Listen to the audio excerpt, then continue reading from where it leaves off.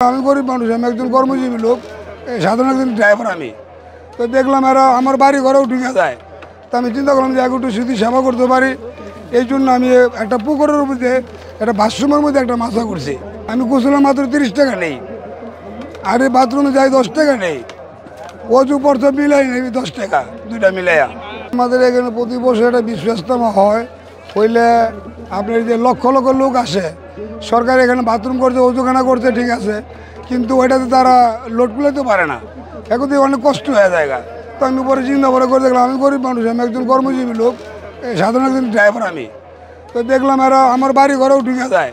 তো আমি চিন্তা করলাম যে একটু স্মৃতি সেবা করতে পারি। এই জন্য আমি একটা পুকুরের মধ্যে একটা বাথরুমের মধ্যে একটা মাছা করছি। পলি দিয়ে পানি আটকাইয়া আমি একটু সেবার জন্য আসি আর কি। মানে আমার খরচ হয়েছে অনেক, মানে 3,25,000 মতো খরচ হয়েছে না। তো এইটাকে আমার জীবনে উঠবো না।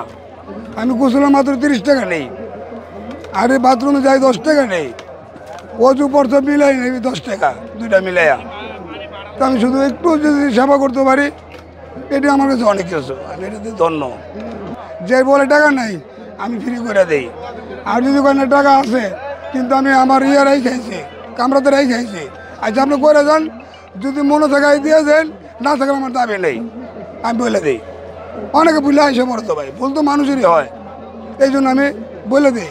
মনে থাকলে দিয়ে দেবেন, আর যদি মন না থাকে আমার কোনো দাবি নেই। 30 টাকা করে কি আর উঠবো? 30 টাকার 10 টাকায় কি আমার এই টাকা উঠবো কখন? এটা তাতে এক চান্সে গোসল করে, মনে করেন 1 থেকে 150 লোক গোসল করে এক চান্সে এখানে।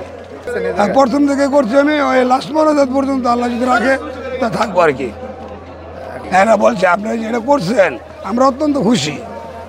আপনার এই সবচেয়ে খুশি হলাম আমরা, আপনার এই জিনিসটাতে পরিকল্পনা দেখা একটু হাইটে চলো শান্তি। গোসল করলে কোনো ময়লা পানি সেটা শরীরে আসে না, কারণ আমার এখানে মাটি নাই, আমি বাথরুম, ময়লা ওঠার কোনো বস্তু ওঠে না আমার এখানে। আর কারো শরীরে পানি কারো শরীরে যাচ্ছে না, দেখতে পারেন আপনারা, এটা আমাকে দেওয়া সমস্যা নেই।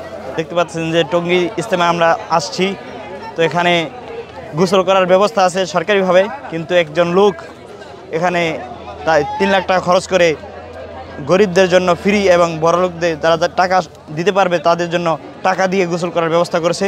তা আমরা অনেক খুশি এখানে এসে।